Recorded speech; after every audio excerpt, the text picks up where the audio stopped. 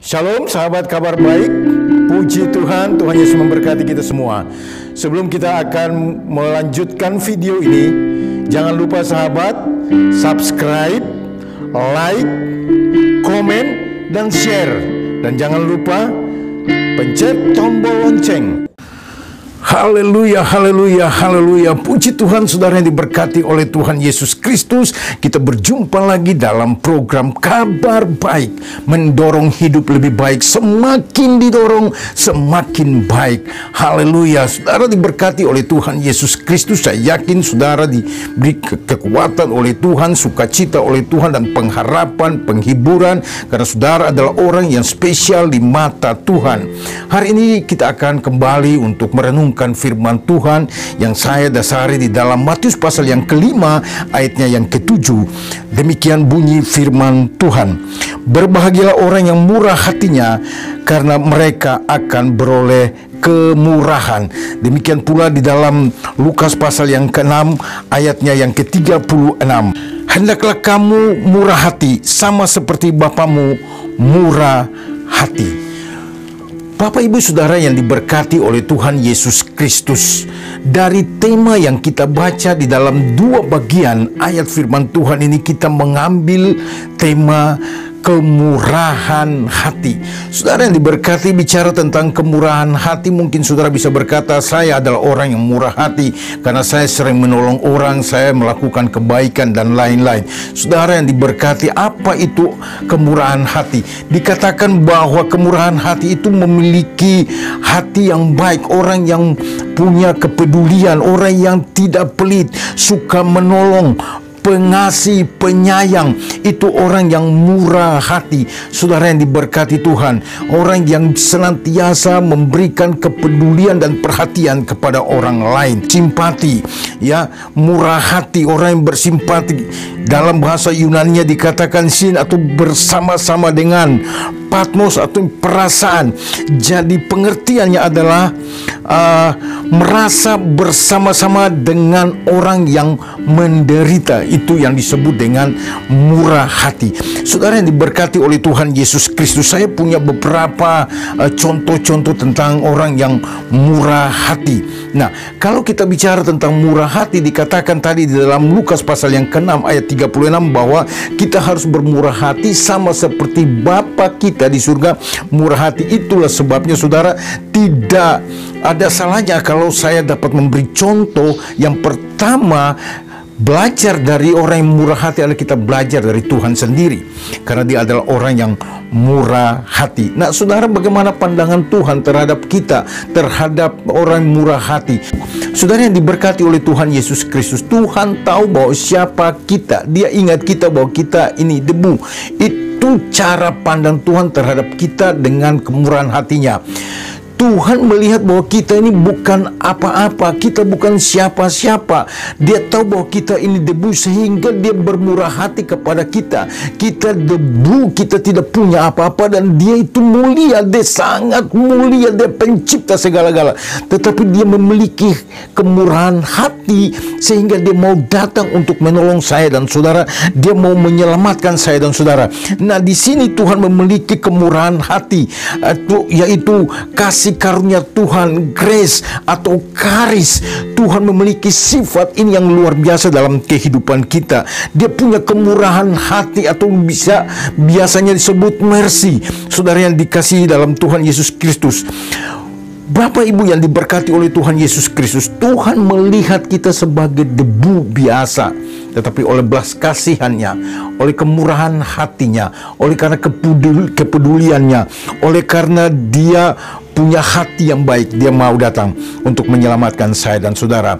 Contoh yang kedua, tentunya kita akan belajar dari seorang Samaria yang terdapat di dalam Lukas pasal yang ke-10 ayat, kalau saudara baca ya ayat-ayat selanjutnya, dan saya akan lebih ringkas lagi di dalam ayat 30 sampai 37. Dikatakan bahwa ada seorang yang mengalami masalah, kecelakaan, musibah di jalan, lalu kemudian dia terkapar di sana, dan tiba-tiba datang seorang imam. Imam itu berjalan dan melihat di sisi yang satu ada seseorang yang sedang menderita, banyak sekali luka-luka yang dialami. Tapi imam itu berjalan malah di sisi yang lain, dan tidak mau menoleh ini orang yang sedang mengalami masalah dan membutuhkan pertolongan. Seorang imam, seorang pelayan, seorang hamba Tuhan, saudara yang diberkati. Lalu kemudian datang lagi seorang Lewi dan melakukan hal yang sama, mengambil jalan di sisi yang lain, tidak mau menolong. Kenapa? Karena mereka tidak punya belas kasihan, mereka tidak punya rasa iba, tidak punya sifat untuk menolong, mereka tidak peduli dengan orang, tidak mau tahu dengan siapapun. Saudara yang diberkati oleh Tuhan Yesus Kristus.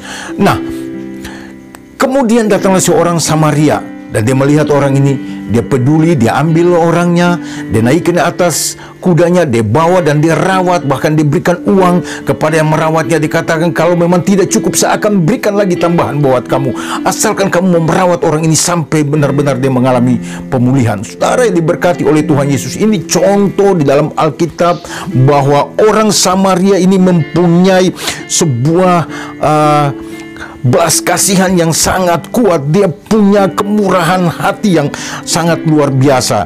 Ada kata-kata yang baik yang biasanya saya ingat biasanya disampaikan oleh seorang hamba Tuhan, Pak Pendeta Paulus Wirato, dikatakan bahwa hidup ini bisa dikatakan hidup jika kita dapat menghidupi orang yang setengah hidup. Nah, saudara yang diberkati oleh Tuhan Yesus, ini kata-kata yang sangat luar biasa, yang sangat memberkati kita, saudara yang diberkati oleh Tuhan Yesus Kristus. Nah, saya punya beberapa contoh yang lain, saudara. Misalkan ada orang yang tiba-tiba kelihatannya datang kepada kita, kelihatannya orang biasa-biasa saja. Kadang-kadang kita tidak peduli dengan orang seperti itu. Melihat dari penampilan secara fisik, kita menganggap bahwa orang ini bukan siapa-siapa, dia tidak ada apa-apanya. Apa yang bisa kita dapatkan dari dia? Apa yang dia bisa berikan kepada kita? Saudara, dilihat dari penampilan seperti itu, ternyata orang ini adalah orang yang luar biasa, orang yang dapat menolong kita. Kadang-kala kita melihat manusia dari sisi seperti ini, saudaraku, melihat penampilan luar, tetapi kita tidak tahu kalau hatinya adalah hati yang penuh dengan belas kasihan. Kembali di dalam Lukas pasal 6 ayat 36 dikatakan bahwa baiklah kita memiliki hati yang murah hati sama dengan Bapa kita yang di surga. Nah, kata hendaklah kamu memiliki kemurahan hati, kata hendaklah itu artinya, saudara yang diberkati, bukan sebuah permintaan atau sebuah harapan. Kata ini mengandung pengertian sebuah perintah. Jadi kita harus memiliki kerendahan hati sama dengan Tuhan yang sedang memiliki kerendahan hati. Nah, saudara, biasanya saudara ada sebuah ungkapan peribahasa, dia mengatakan bahwa buah itu jatuh tidak jauh dari pohonnya. Artinya bahwa sifat seorang anak itu tidak jauh beda dari orang tuanya. Sama dengan saya dan saudara, kita adalah anak-anak Tuhan. Tentunya kita harus memiliki sifat yang mirip dengan sifat Tuhan. Buah jatuh tidak jauh dari pohonnya. Kalau Tuhan kita, Allah kita, Tuhan Yesus Kristus memiliki sifat murah hati, mari saudara kita pun harus memiliki sifat murah hati. Nah, ada 3 hal yang mendasar mengenai kemurahan hati yang akan menjadi bagian akhir yang akan saya sampaikan pada saudara di saat ini. Yang pertama adalah murah hati itu merupakan sebuah anugerah, ya, sebuah anugerah yang Tuhan berikan bagi saya dan saudara. Di dalam Roma pasal yang ke-9 ayat yang ke-15 sampai yang ke-16, sebab ia berfirman kepada Musa, aku akan menaruh belas kasihan kepada siapa aku akan menaruh belas kasihan, dan aku akan bermurah hati kepada siapa aku mau bermurah hati. Itulah sebabnya saudara yang diberkati oleh Tuhan Yesus Kristus, saya katakan bahwa kemurahan hati ini merupakan sebuah anugerah bagi kita. Nah, saudara, Tuhan menaruh itu kepada kita. Jika saudara siap untuk diberikan anugerah ini, maka Tuhan akan memberikan anugerah ini kepada saudara dan saya. Jadi ini bukan sebuah usaha, kita tidak perlu berusaha supaya jadi orang baik, tetapi ini sebuah anugerah Tuhan dalam kehidupan kita. Kita tidak perlu mencari koneksi, mencari upaya daya bagaimana cara menjadi orang baik, saudara. sebuah pemberian Tuhan yang luar biasa dalam kehidupan kita. Yang kedua, hal yang mendasar yang kedua adalah bicara tentang kemurahan hati, bicara tentang anugerah. Itu adalah sifat yang hakiki dari Tuhan. Ini merupakan sifat Tuhan yang luar biasa di dalam kehidupan saya dan saudara.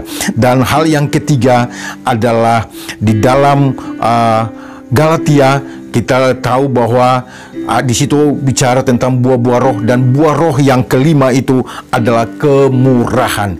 Jadi kemurahan hati adalah buah-buah roh. Jika saudara memiliki buah-buah roh, maka Tuhan akan menaruh kepada saudara sebuah hati yang peduli terhadap orang lain. Ini adalah buah-buah roh. Mari kejarlah buah-buah roh. Milikilah buah-buah roh dalam kehidupan kita. Saya ulangi 3 hal yang sangat mendasar. Kemurahan hati adalah sebuah anugerah Tuhan, dan itu adalah sifat yang hakiki dari Tuhan. Dan yang ketiga itu adalah buah-buah roh. Saudara yang diberkati oleh Tuhan, biarlah hal ini dapat menjadi berkat buat kita, dan kita mau memiliki hati yang murah hati untuk dapat menolong orang lain, dapat berbagi dengan orang lain, dapat memberi kepada orang lain seperti seorang Samaria yang murah hati. Kiranya hal ini dapat memberkati saudara. Tuhan Yesus memberkati kita. Haleluya. Amin.